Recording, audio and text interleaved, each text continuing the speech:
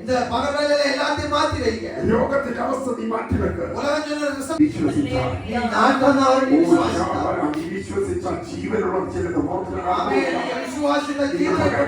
വിശ്വസിക്കുമെങ്കിൽ നീ വിശ്വാസിക്കുക.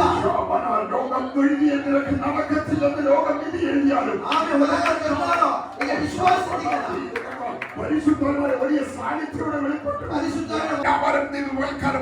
ഒരു ഉന്നതமான വല്ലമേ உங்க வாய்க்குள்ள இருந்ததை பார்த்து ഒരു സാധാരണ ശക്തിയല്ല ഇവിടെ വ്യാപരിക്കാൻ പോകുന്നത്. സാധാരണ ശക്തിയല്ല, സാധാരണ ശക്തിയാണ്. ഒരു ഇയற்கைக்கு അപ്പാற்பட்ட വല്ലമേ.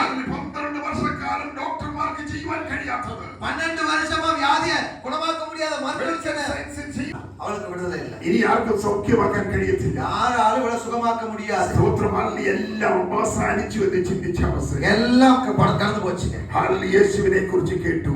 അവ യേശുവെ കുറിച്ച് കേട്ടു. യേശുവിന്റെ അടുക്കിലേക്ക് കടന്നു വന്നു. യേശു പക്കത്തിൽ വന്ന കടന്നു വരുന്നവരെ അവൾ വിളിച്ചു പറഞ്ഞു, ഞാൻ യേശുവിന്റെ അടുക്കിലേക്ക് പോയി. അവ വരുമ്പോ சொன்னா യേശുവിൻ പക്കത്തിൽ പോയി വസ്ത്രത്തിൽ ഓരത്തെ തൊട്ട് സ്വസ്ഥമാക എന്ന് പറഞ്ഞു. ഹല്ലേലൂയ. സ്തോത്രം. ഒരു വിശ്വാസം അവൾ പ്രഖ്യാപിക്കുവാൻ ഇടയായി. ഒരു വിശ്വാസത്തെ അറിയിക്കാൻ ആരംഭിച്ചു. ഹല്ലേലൂയ. സ്തോത്രം. അവൾ വിളിച്ചു പറഞ്ഞു, യേശുവിന്റെ എല്ലാവിധമായ കാര്യങ്ങളെയും എല്ലാവരുടെയും സമൂഹത്തിൽ are you ready to surrender yourself before Jesus Christ? യേശു ക്രിസ്തു മുൻപാകെ ഒപ്പുകൊടുക്കാൻ കഴിയുമോ? പാദപീഠത്തിലേക്ക് ഒന്ന് വീഴുവാൻ തയ്യാറാണോ?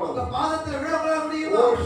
യേശുവിനെ പാദപീഠത്തിൽ സമർപ്പിച്ച ഒരൊറ്റ വ്യക്തിയെ പോലും ദൈവം നിരാശയോടെ കടത്തിവിട്ടത്. യേശു പാദത്തിൽ വീഴുന്ന എந்த നബറിനെ യേശു അവൻ വെറുതെ തിരികെ വിട മാட்டார். ഹല്ലേലൂയ. അതിന്റെ പദവി യേശുവിന് വേണ്ട.